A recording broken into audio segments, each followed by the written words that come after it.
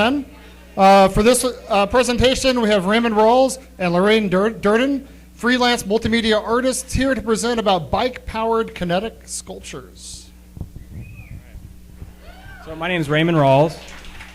And I'm Lorraine Duerden. We're here to talk to you about the bicycle-powered kinetic sculptures that we've been making for the last couple of years. This is one we made for the UF Homecoming Parade last year.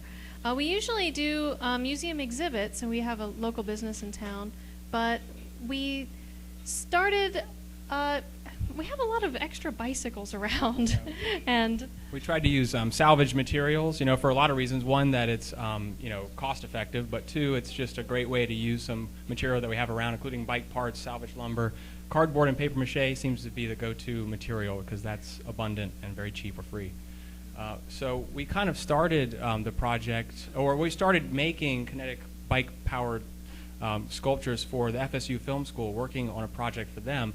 They wanted us to make several different wolves, and I thought it would be kind of fun, from salvage material, I thought it would be fun to use a bike as a beginning. It kind of looks like a dog when you kind of have just the under framework, and to the framework we started adding material, salvage lumber, to kind of make a framework, and I wanted to use the wheels as motion, an attachment point for the legs. So as it spins, it moves the legs, and you can see this sort of like dog-like shape coming through. And they wanted us to make 3 different ones of different material, so that they would have 3 characters in the movie. So we went to the local recycling center and found various materials. we had a cloth wolf, a metal wolf, and a plastic wolf. And all of them were also puppets. They each had different parts that would move in addition to the legs that would move around. And this was when you go to make things out of salvage material, you have to also be very open to what you find. Sometimes, you just gather materials, and then, like, we gathered all this screen. It had piles of screen, and it turns out that screen is actually really fun to work with. And so there's all these happy surprises that you have to let happen when you're working with reclaimed materials. So we did this, and we got these 3 wolves made, and we really liked them, and we decided we would really like to make one that you could actually ride.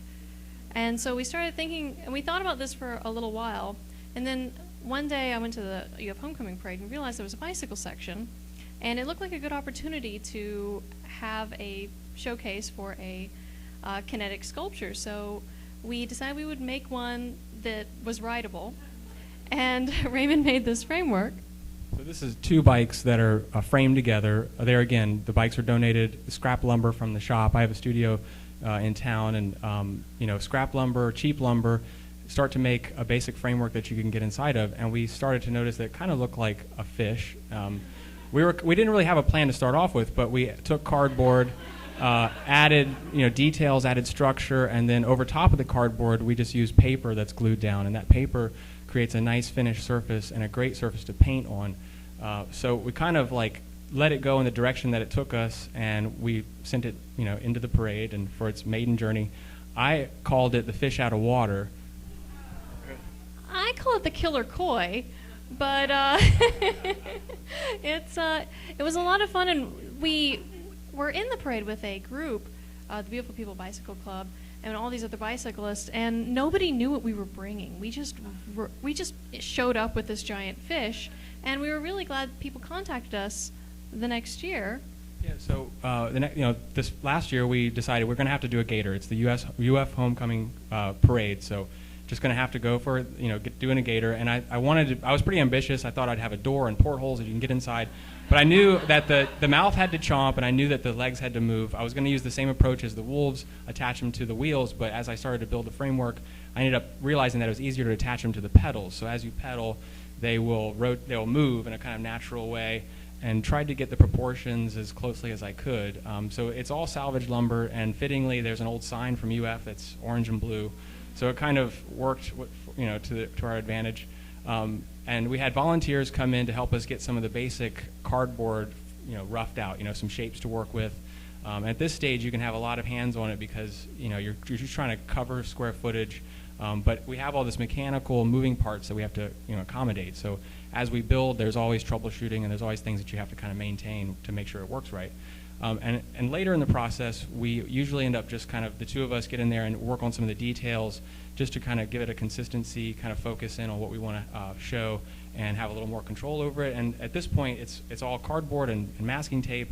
It's starting to take shape, and we at this point are going to start doing the paper layer, which we bring more volunteers back and have them help us just cover the entire surface with several layers of old newsprint that we got from the Gainesville Sun. It's the cut off, the end of the reel from the Gainesville Sun. So at this point, we have this sort of monochromatic white gator that is ready for paint and ready for the parade. So that's right before it got painted.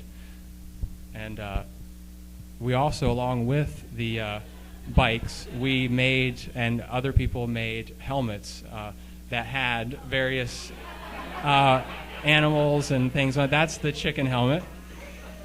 And we had a lot of that going on. We just wanted to fill the parade with detail. We wanted to kind of give it this sort of lively atmosphere and give something for people to do to contribute to it. So the fish is in the front here, the gator's in the back, and we had a really great group. We had unicyclists, we had the UF bike team, we had tons of people on their own bikes, we had carts of all kinds. I mean, we really had a good time doing it, and the idea is to contribute each year, make a new float, and kind of create the anticipated section of the parade, which would be the bike section of the parade. And other cities have kinetic bicycle parades just in and of themselves, but we already have this parade existing, so we thought it would be a really great opportunity to kind of just, have this, make it a more fun event. Less exhaust to breathe as you're sitting there watching the parade.